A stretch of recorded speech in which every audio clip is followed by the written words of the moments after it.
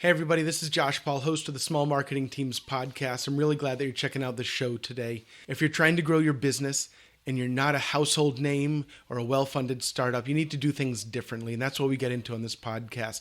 If that's you, go ahead and click subscribe on the screen right now so that you'll get notified when we put out new tips, new tutorials, and new advice for small marketing and sales teams. How many times have you read a business book and you eventually come across the part on how Google did it, or how SAP did it, or how Disney did it, or how Harley Davidson did it? Small Marketing Teams, Episode 1. You're listening to the Small Marketing Team Show with Josh Paul, the podcast where you'll learn how to achieve big growth without a big budget. Welcome, ladies and gentlemen. Thank you for tuning in to the inaugural session of the Small Marketing Teams Show podcast. This is the show that marketers and salespeople and business owners rely on each week to learn how to do more with less. I will teach you how you can grow your company without the big budgets that you associate with marketing today. And whether you're the only marketer in your company, and you're also the salesperson and the CEO, and the person who does payroll, or you have a marketing team big enough to sink a canoe, you are in the right place. I'm your host, Josh Paul. Let's get started.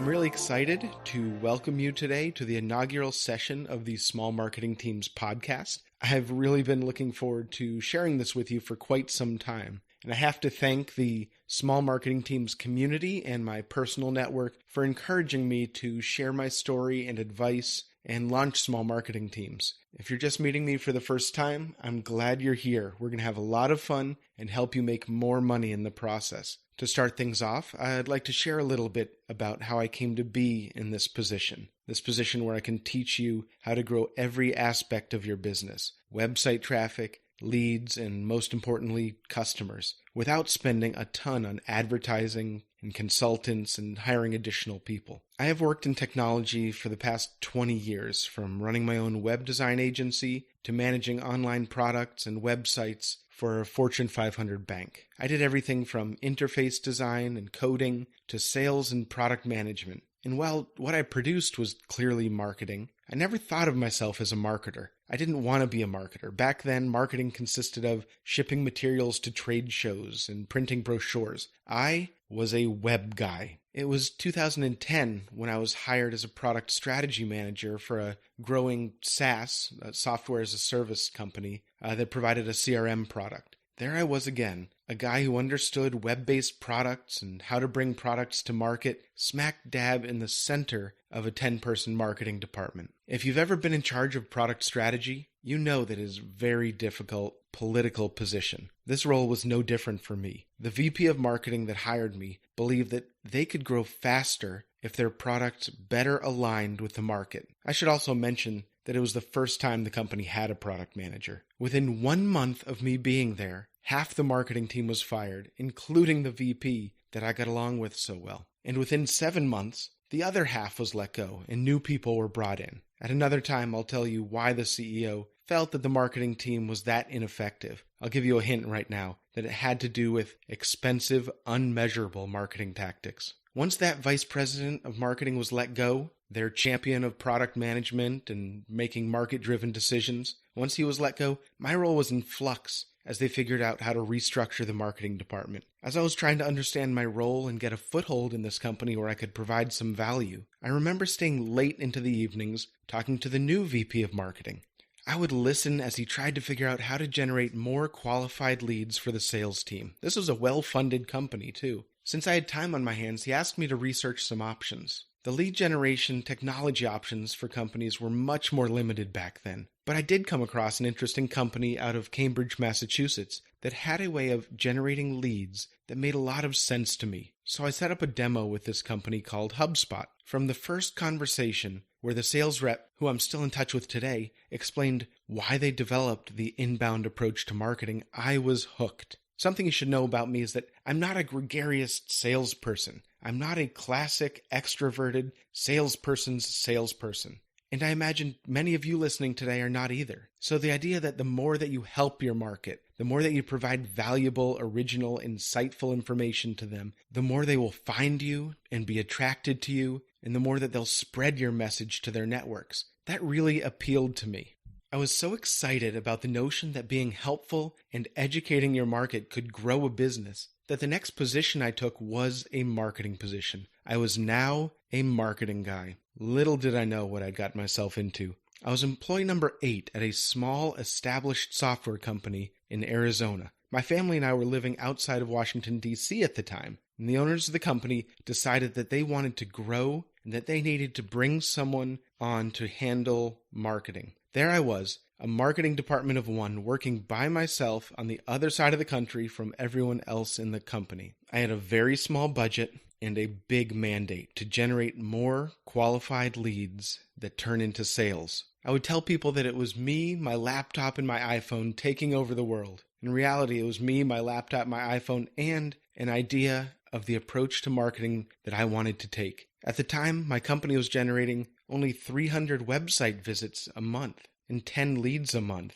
They had never done marketing in the company's history. They did what most companies do. They bought lists, they went to trade shows, and they were pointed to opportunities through word of mouth. I was responsible for bringing in all new business for this company. We didn't have a sales team dialing for dollars or pounding the pavement. All leads were inbound leads generated by me. So I went to work, researching, testing, and implementing my system. I ate, breathed, and slept marketing, sales, and growth over the next several years. I worked till past midnight every night. Friday nights, I'd get home from a date night with my wife, and she'd go to bed, and I'd go back to work. I was that excited about what I was building and the results I was getting. Although I faced the kind of adversity that a lot of small marketing teams face. I had little support, I had a small budget, I had tough competition that was much bigger than me, and I was in a very small niche market. But within months, I was generating 100 new leads a month. Within 2 years, I was consistently bringing in 200 to 300 qualified leads each month. My company went from 300 website visitors each month to over 15,000 visitors each month today. Each day, my sales team shows up to work and has new appointments on their calendar and leads to follow up with. I have 2 or 3 spots on the first search engine results page for the top 15 keyword terms that I'm targeting. And we enjoy a cost of lead that is lower than anyone else in our industry. And we went from a business that nobody had ever heard of to recently being named one of the top 10 software companies in Arizona. And we're really excited about that. Myself and one other salesperson, a closer, more than tripled the company's customer base, and my company is now 40 people strong. How big was my marketing team, you may be asking? I was the only member of the marketing team for several years until very recently. I've done this by maintaining the same budget that I had when I started over 6 years ago. In the past year, though, I've hired 2 more people to scale this formula, and so now the marketing team is a team of 3. And what I learned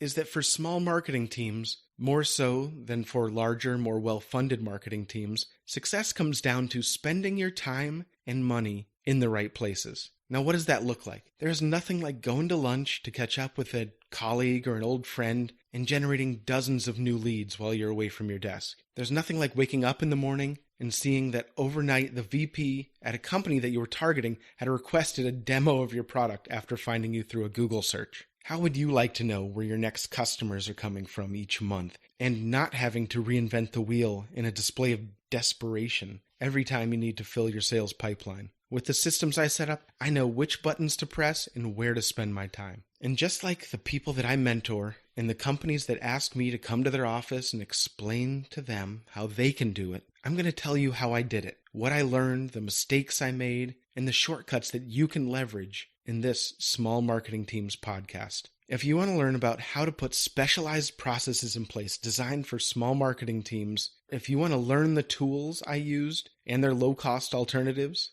if you want to learn how to do this with the resources that you have today, you are in for a treat. I'm going to share the good, bad, and ugly with you on this podcast so you can take action to grow your business. The best part is that I'm not done. I am neck deep in marketing and growing my business every day of the week. As I test new approaches and find out what works, I will share them with you right here on the Small Marketing Teams show. You see, much of the marketing and how to grow your business advice out there is based on what big businesses have done. How many times have you read a business book and you get to the part about how Apple or Disney or the hottest new startup did it? Those are great stories. I love those stories, and you can learn something from them. But that is not advice for companies like ours with small marketing teams. Look around at the podcasts you download, and conference speakers you hear, and blogs that you read. While we all hope to grow our companies to the size of the ones that we hear about, we are not there yet. And so we need different advice and different tools and different processes.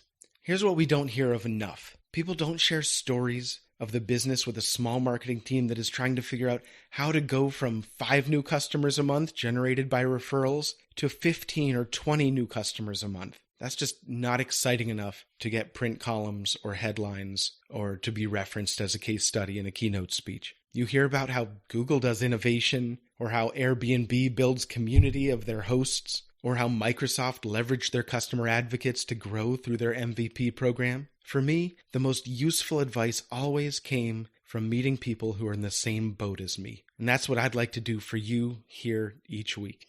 So let's talk about your next steps. Please help me build this community by leaving a comment and a rating in iTunes and subscribing to the Small Marketing Teams podcast. Also tweet us at @smallteams or visit smallmarketingteams.com to ask a question to be answered on the show. Let me know what you're struggling with this week, this month, or overall in your business. I read every single note that I get from listeners, and I am happy to help. For now, have a good week, and remember that there is more opportunity for you and your company than there are hours in the day. Ladies and gentlemen, I want to take a few seconds to thank you for listening to the Small Marketing Teams podcast.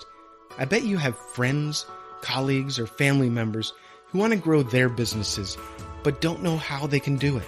I'd like to invite you to share this podcast with them if you think they'd find it useful. The good news is that I've made it really easy to tell people about the Small Marketing Teams show on your favorite social networks or through email.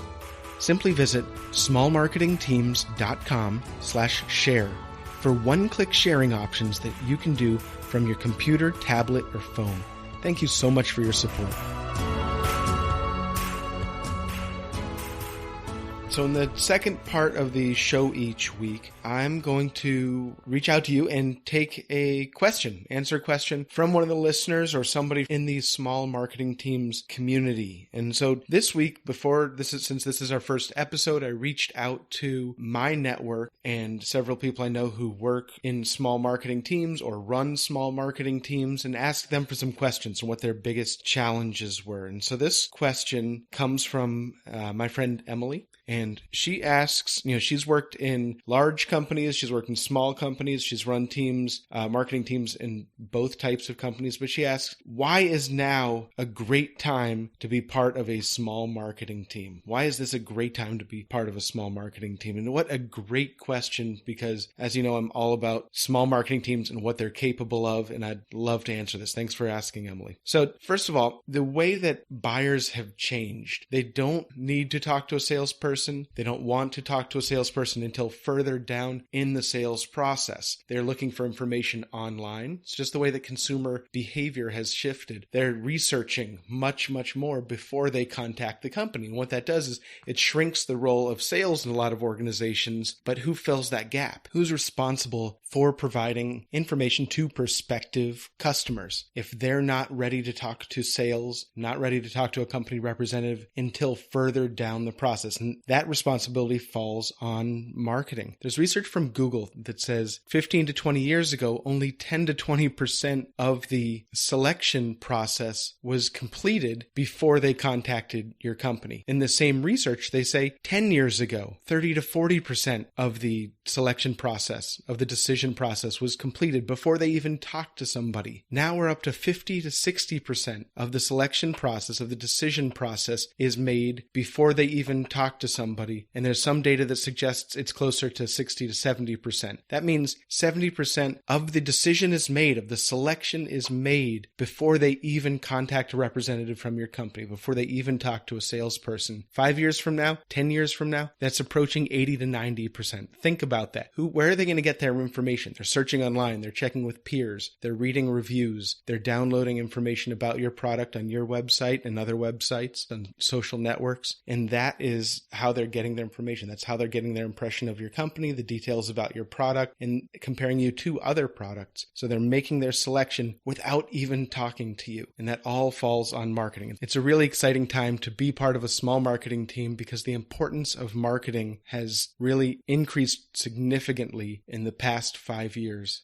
Next, I want to talk about leverage. There's a conference I go to every fall in Boston called the Inbound Conference. It's put on by HubSpot, a major marketing software player for small marketing teams and small companies. And one of my favorite parts of the event, and I've been going to this event for 5 or 6 years, one of my favorite parts is on the second or third day, and that's the CEO keynote speech. Not only do they tell you all about all of the cool new things that are going to be added to the product or that are being released that day that you can go check out immediately, but they really give you their perspective and they tell the story of why they're doing what they're doing and the importance of why they're providing this software in the way that they're providing this software. And a couple years ago, they spent a significant amount of time talking about leverage and how small marketing teams can leverage and smart approaches to marketing to compete with much larger companies that are doing marketing the old way, companies that have much bigger budgets. And by leveraging this tool set, whether it's HubSpot or similar tools available to small businesses, by taking this different approach to marketing, by providing helpful educational information and helping instead of selling and building relationships instead of always trying to close the sale, you can scale that much more easily than traditional sales and marketing approaches. And these small companies, I've experienced firsthand how this can work. I'm competing with and beating companies that have marketing teams and budgets that are 2x, 3x, 5x as big as my company. And what you're doing is leveraging these techniques and this technology and this approach and doing it consistently to beat much larger companies. So it's really exciting to be able to do that, to be able to walk into the CEO's office or to be a business owner and saying, you know what, I'm winning this business from companies much bigger than me. I'm getting found. I'm being invited to the dance. I'm generating leads at a much better clip than companies that are 10 times my size. It's really exciting to be a contributor to that on a small marketing team. The third reason that I think it's a really exciting time to be part of a small marketing team is the technology itself. I talked about that a little bit in the second reason, but the technology is so easy and so affordable and so effective and most importantly, so measurable. Never in our history have we had a time where marketing could be so measurable and it's only going to increase from here. But getting to work with that technology, getting to discover and test and implement new solutions is really exciting because they're all very results oriented. This isn't making pretty pictures. It's not arts and craft time. It's not spending money for the sake of spending money. Knowing that you have the tools at your fingertips that can make a big difference in your business's performance and your ability to bring in new customers and hence make a big difference in the lives of the people that you work with, not only the people that own the company, but also just the people that you work with every day. It's a very, very rewarding experience. Another reason why it's really exciting to be part of a small marketing team right now is the availability of people to help you. You don't need to hire a big team. If you have a little bit of budget, there are ways to access freelancers, whether it's editing an ebook or creating a video or doing a voiceover for a podcast intro or making updates to your website. These are things that can be done very, very cheaply through some of the marketplaces out there like Upwork and Fiverr and Craigslist. These websites make it very easy to build a on-demand marketing team. And what I mean by that is you don't have to hire a full-time designer. You don't have to hire a full-time copywriter or editor. You can use them on a project basis. You can find people to do small projects. You can plug people in where you need them. So you're a very lean, optimized team. And as a small marketing team, you can produce some very attractive marketing assets and some very significant results without having to go through the process of getting approval approval to hire somebody, making the justification to hire somebody, hiring somebody, managing that person. You can bring people in, and then after a while, you have a network of people that you can go to. I know who I'm going to go to if I have a freelance writing project. I know who I'm going to go to if I transcribe a webinar and turn it into an ebook. I know who I'm going to go to edit that. I know who I'm going to go to for voiceover work. And so you have this network of people that you're paying, $10, $50, $200 for very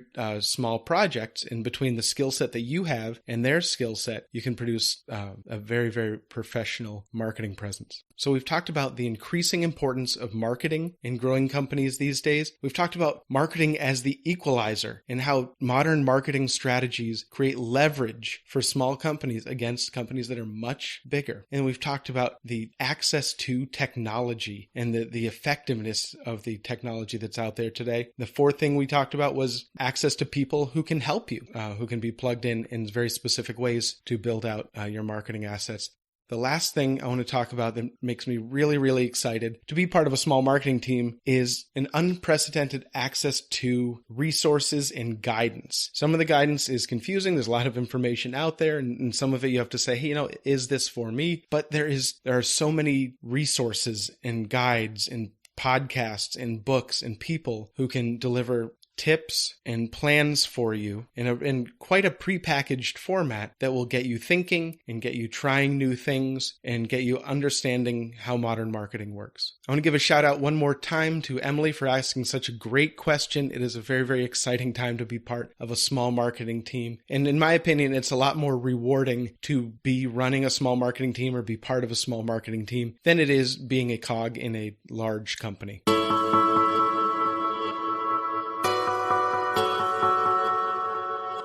Next, I'd like to tell you a little bit about why I created this show. Why did I create this podcast? Why am I taking time away from my business, my family, and any free time I have to talk to you? There are three parts to this story. I guess it can be traced back to Christian Slater. You know Christian Slater. He's an actor, 80s heartthrob, who starred in Heathers and a bunch of other movies and is now in USA Network's Mr. Robot. What a great show. In 1990, Christian Slater starred in Pump Up the Volume. You remember the movie. He played a new kid in town who grabs the attention of his school and the authorities by starting a pirate radio station. If you've never heard of pirate radio stations, I'm talking to you millennials. Look it up and watch the movie. It's a fun one. When this Christian Slater character is able to broadcast within a small radius, he leads a movement in his small California town because weren't all 80s-ish movies set somewhere in California. I loved the idea that one person with reach could hold the attention of his or her peers and enact change. I wanted that. Though pirate radio stations were illegal, I went to the library and read magazines and got my hands on the Anarchist's Cookbook. Remember that? And everything else that I could learn on how to create a pirate radio station. Ultimately, I was never able to do it due to the cost, my lack of technical chops at the time, and other activities that I had going on in my youth. But the desire never went away. I did have a short-lived radio show my freshman year of college at the University of North Carolina, Wilmington, that my roommates and one other person on campus tuned into every Sunday night. And though I'm not a natural extrovert, I have always wanted to build a platform where I could lead and help people make change for the good.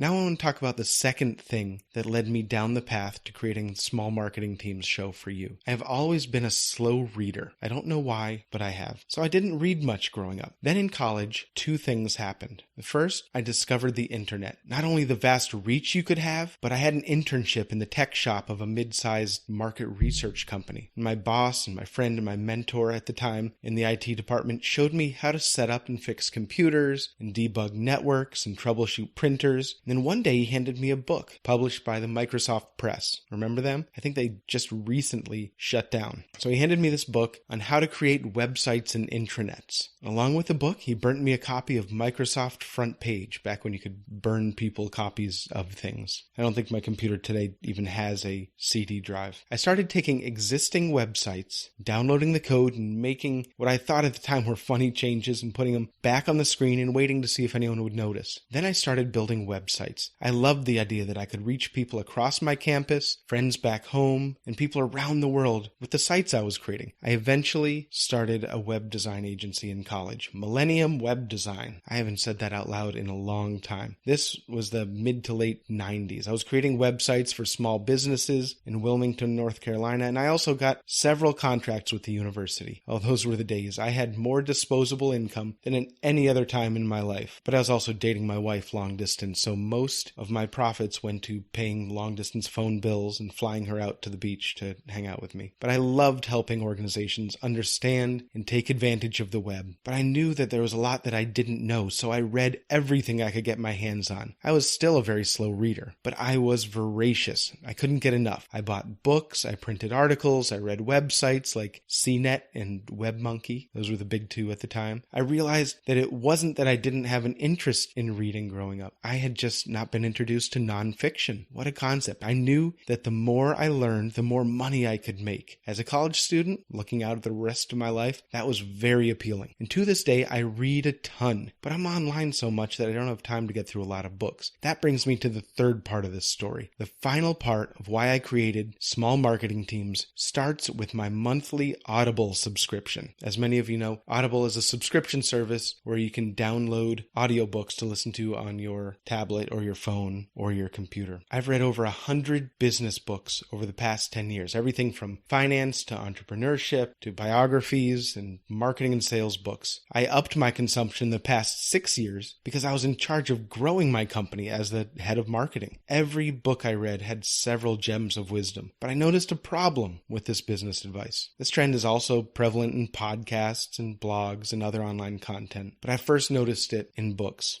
How many times have you read a business book and you eventually come across the part on how Google did it, or how SAP did it, or how Disney did it, or how Harley Davidson did it? As the person responsible for growing my company that had only 8 people when I started, there was only so much that I could take away from hearing how Apple disrupted the music publishing industry when it released iTunes. I didn't have the brand awareness. In fact, we had very little at the time. I didn't have the budget, the media coverage, the teams, the partners, timing, and the passionate community of fans. I had none of that. And so the insight into the steps that Apple took were interesting, but fairly useless to me. If you strip all of that away from the story of how Apple or Salesforce or Uber grew their business, then there was fairly few useful takeaways for how I could and should grow my small business. I needed advice for small marketing teams, not huge multinational companies. Big companies could still grow by spending titanic sums on product development and advertising, and distribution and media events. That's what all companies used to have to do to grow. Advertise in magazines, on TV, in radio spots, yellow pages, and hire telemarketers to interrupt people at the dinner table to get their attention. That's what most people think of when they think of marketing. That's still the case. We'll call it the old way of doing marketing on this podcast. The problem is that the old way of marketing